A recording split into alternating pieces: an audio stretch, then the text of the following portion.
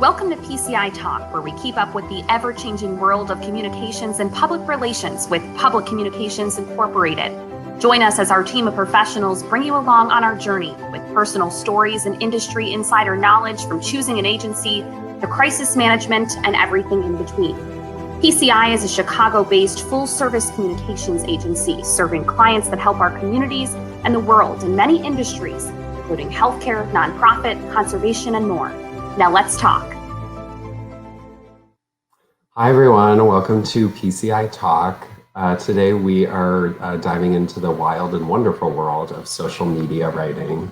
My name is Kevin Kilbride. I am a senior account executive here at PCI in the nonprofit sector, and also a member of PCI's digital team. So work on like a really wide variety of programs integrating social media with digital and earned media efforts for integrated communications plan. And my favorite social media channel would have to be Twitter, hands down. I've been an active Twitter user since 2011, I think, so just about 10 years at this point, but it's how I get my news, it's how I get a lot of daily entertainment, and it also, I love that Instagram and Facebook are now populated with screenshots of tweets. So I feel like we all know what the real MVP is in the social media. Yeah.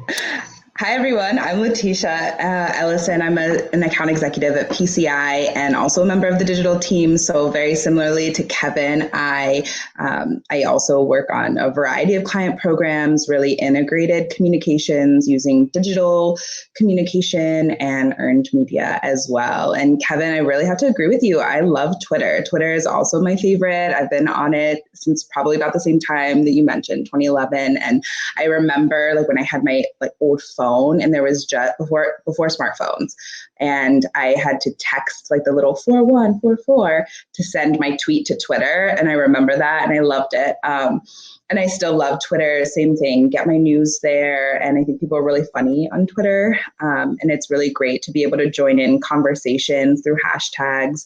Throwback to TGIT, Shondaland. I was always in those conversations about scandal.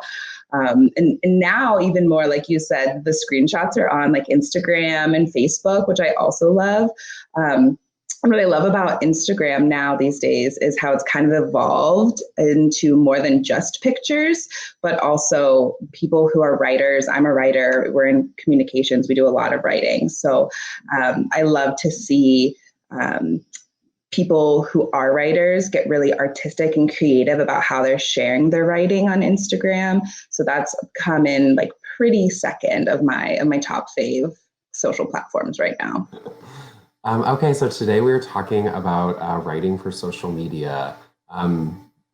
Social media needs no introduction. You all, it is ubiquitous at this point. We're all either checking it personally or professionally, probably every day in some capacity. Instagram alone is predicted to reach more than 120 million users just in the US this year. So, obviously it's a very important tool for, all sorts of clients to use to really reach a lot of new audiences, just to better communicate with your current audiences. And on the flip side of that, there's more content than ever, right? There is so much content being posted every day across all of the channels. And it's been a year. Frankly, people are really burnt out. There's been a lot of bad news in 2020 and 2021. It's a quickly changing landscape, and it's super easy to sound insensitive or be shamelessly self-promotional on social media.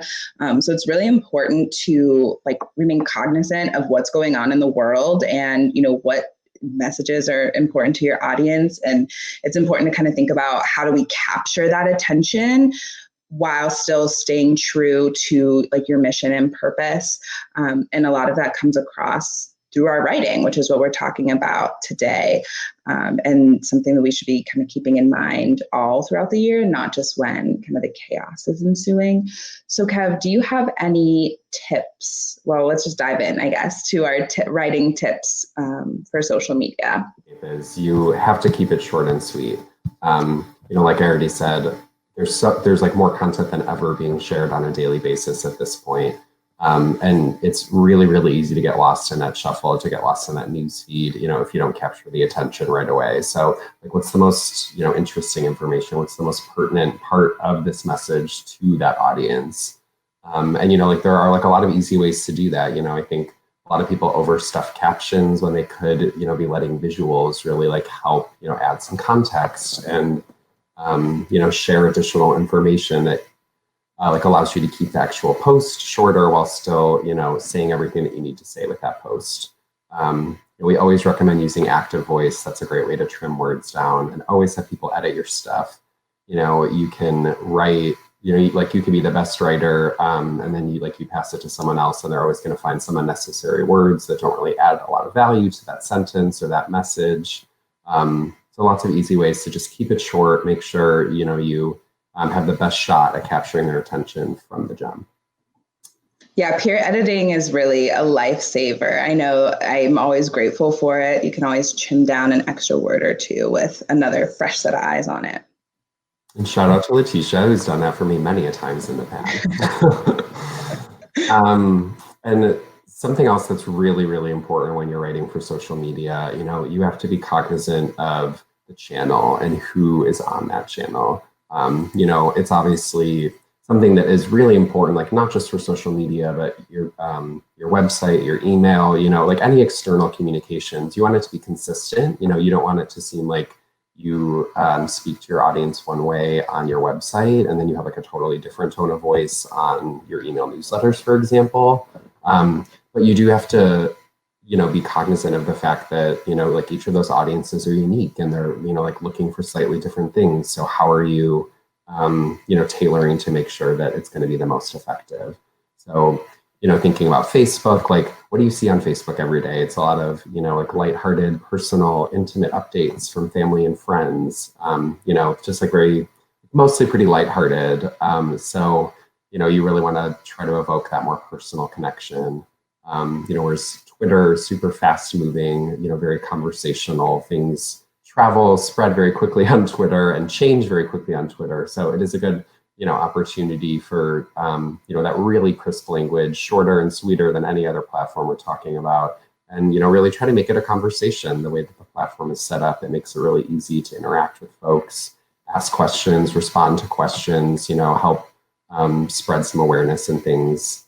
All right, so then we have Instagram, right? It's, like skews like the youngest of all the audiences on social right now. So like it really presents an opportunity for, like a little bit less formal language. You have a little bit more flexibility with, how you're talking about yourself. You can use emojis when it feels right, showcasing just like a slightly more relatable and less polished side of your brand. Yeah, and I love Instagram because it's really a one-stop shop. It just takes everything from all the other social networks and just builds it into one platform. And so now with like Reels, and then we have Stories, of course, and IGTV and IG Live, that there's so many cool ways that you can use Instagram to reach like just a variety of people. And even with Instagram Reels now, like it's really like free advertising because people are able to find it through hashtags. So, it's a really, really inventive, I feel like, platform and a nice place to be really creative in how you're reaching the people you want to reach on that channel. Totally love that. Yeah, they've really done a good job of making it, kind of like customizable. They're giving a lot of options how you can use it how you need to. Just as important as making sure your message is like tailored to the audiences on each of these channels. You also want to make sure no matter what channel you're posting on, you have a purpose or you have a point, right? So we've said before, we can keep saying it because it's the reality. There's more content than ever. So, you're more likely to command attention. Like when you tell them like what's in it for them, why are you sharing this? What's the point of this? And, we're trying to, keep an open mind here. There are like a lot of different ways to inspire your audience to do something. It's not, always just as simple as, asking them for a donation or trying to get them to, visit your website. Maybe you're asking them to, share or like engage with the post itself, or, you're asking them to sign up for an e-newsletter or something. There's all sorts of things you can do that, help them stay connected or help you stay in front of them. As long as you have that really strong call to action, you're more likely to get some good engagement out of that. Yeah, call to action is so important, Kevin. And especially, I think you said it really kind of key, though, what's in it for them. You know, your audience is coming to your page. They're looking to you as a resource. And we like to say here at PCI that social media is not a billboard, right? It shouldn't be self-promotional all the time. You should be being a resource for the audience that your client is trying to reach. And, you know, one example, one of our clients is a park district, and we manage their social media presence. And, you know, in the just chaos of last year, you know, they really use their social platform to push a lot of their in-person programming that they still have going on, you know, with several safety precautions in place, you know, pushing those, their different virtual programming that they have, you know, pushing that on social media, and not so much in a you know, self-promotional way, but really providing an outlet for the community to take advantage of these resources there. Because, you know, with social distancing and, you know, not really being able to be, you know, so much physically in the community as much, you know, this park district is really trying to provide different options so that the residents still feel like they are part of a community. And really those posts that we share are ones that receive like the highest engagement, you know, comments, people really excited that they're offering this programming, even providing like DIY activities that families can do at home has been really great while we're, you know, stuck in the house with the families. You know, so that content really performs well, but it's because they're being authentic and they're really trying to be a great resource for their client or for their audiences. So yeah, having that good call to action and providing value to the audience that's following you on social is so important.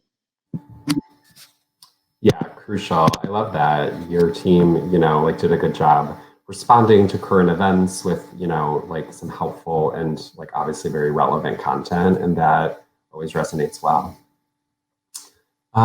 Okay, we've talked through some things to always keep in mind while you're writing social. Latisha, talk to us about what you should not do when you're writing for social media. Yes, lots of things. We'll talk about a couple. You know, at the beginning of this episode, I talked about how I loved Twitter and I loved being able to follow hashtags and join in conversations. And, you know, I stand by that. It's a great way for your brand and your organization to join conversations and get out there.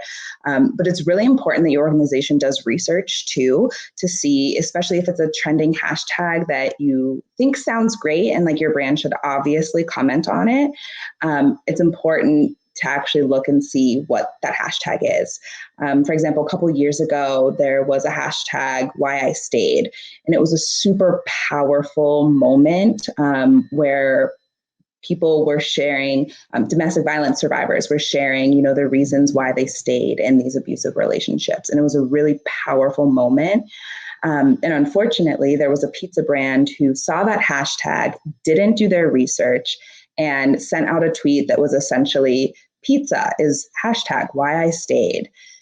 As you can imagine, fell flat, you know, so insensitive, and they got a lot of heat for it, as they rightfully, you know, deserved.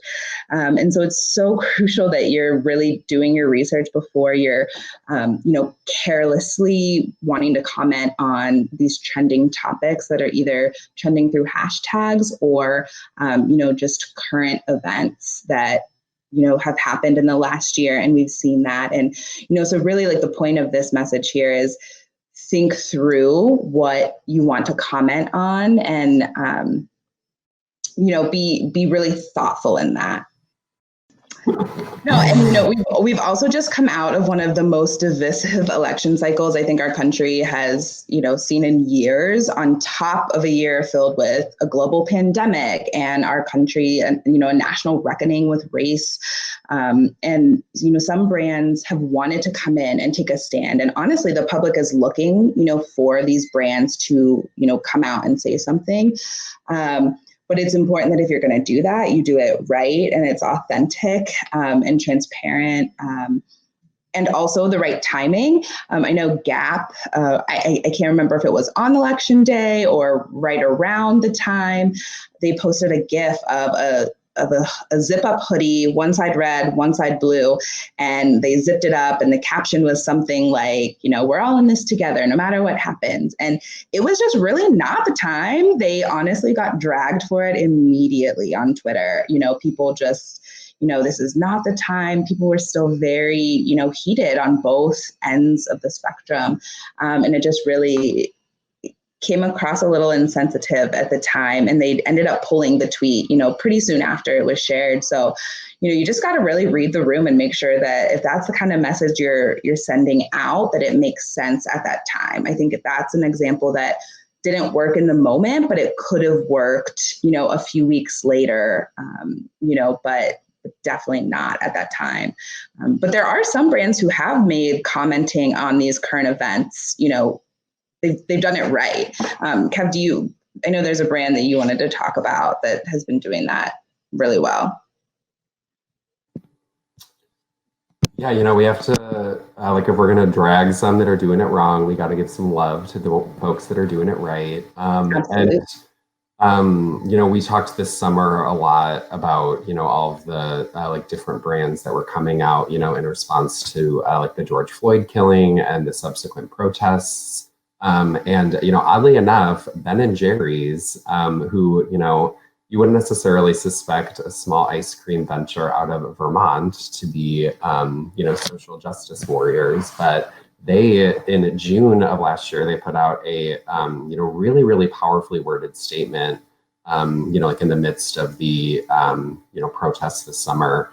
And, it's really quite a bit more substantive than, regular statements, I would say, from consumer brands that are just showing some support for some larger social justice movement. It was not fluffy. They didn't mince words at all. They laid out really specific actions and changes that they want to see. And, it didn't really ring false. This is a brand that has a demonstrated and, very public history of support for the Black Lives Matter movement. So it didn't feel like it was inauthentic. So really, really loved that. If you're going to chime in, with a political statement that's really not at all tied to your mission and your purpose, that's how you do it, Ben and Jerry's. Yeah, they did a really great job there. And I'm also a big fan of the chocolate chip cookie dough. So two wins for me. Yes, I love the Tonight dough. That's a good one. That's my favorite. Another thing that I think about with them is they didn't talk just about themselves. They weren't trying to promote their ice cream, right? And so that's another, tip that we have in terms of, paying attention. Like we said earlier, it's so important to pay attention to what's going on in the world. And when chaos is ensuing, when there is a riot at the Capitol, when, things are just kind of a mess right now, there are times when it's not the time to just, promote yourself. And, it's important that as you are using social media to tell your brand's story, you always want to be, authentic in that way. But it's important to find the right mix of content that, maybe isn't directly promotional and, trying to drive sales or trying to drive, visits to the website. Sometimes it's important to just kind of reground yourself in the mission and just, talk more about, the mission of your organization and the work that you're doing right now. And yeah, you're so right, Latisha. And that makes me think of a recent example of one of our clients that's based in the DC area, and it's a nonprofit human services provider. And last year, they were really, really keen on promoting the U.S. Census. And, that's not at all technically affiliated with them or what they do, but it came from a really genuine place of, wanting an accurate snapshot of their communities so that the resources and the funds are allocated accordingly so that, they can better fulfill their mission, right? So it's maybe not something that's directly, a program of theirs or an event of theirs or a service that they provide. But, ultimately, if you're promoting something that's going to help you do your job better and serve your audiences better, in my book, at the end of the day, that is good and relevant content. Yeah, absolutely. Absolutely. And one thing that we wouldn't recommend is going completely dark either. Don't just stop completely sharing content at all. It's really more about staying abreast of the news of what's happening and ensuring that the content that you are sharing isn't insensitive to what's going on right now. So, get rid of the scheduled posts and, take it day by day and, see, okay, is this an okay post to share right now? Or is this going to come across a little insensitive? Like I have no idea what's going on in the world right now. So that's a big recommendation that we have for brands who are trying to figure out, what should I post right now? Should I post? It's really important to be thoughtful in your approach to social. Yeah, that's such a good point, Latisha. I remember after that man was dragged off of the United flight, and I mean, obviously this is pre-COVID, like we're talking Right. many disasters and scandals ago in this world, but they had some like regularly scheduled content on their Twitter that like wasn't a statement addressing that. And I remember seeing all the comments, just people dragging them to, the moon and back. And like rightfully so. It's like, there's a very public negative situation for your brand, and you're, posting photos of birds flying over your planes at the airport, right? Like It's just totally missing the moment. Absolutely. Totally not the time. Well, Kevin, that is all we have for our listeners today. Thank you all so much for tuning in. If you want to learn more tips about social media writing and social media, in times of crisis, we do have a new blog up on the PCI website, PCIPR.com. /blog. /blog. Thank you, Kevin. And so feel free to check it out and stay tuned for the next episode of PCI Talk. Thank you so much for joining us today. Thank you all. Thanks for listening to PCI Talk. We'll see you next time. And in the meantime, check us out on social media for more insider information.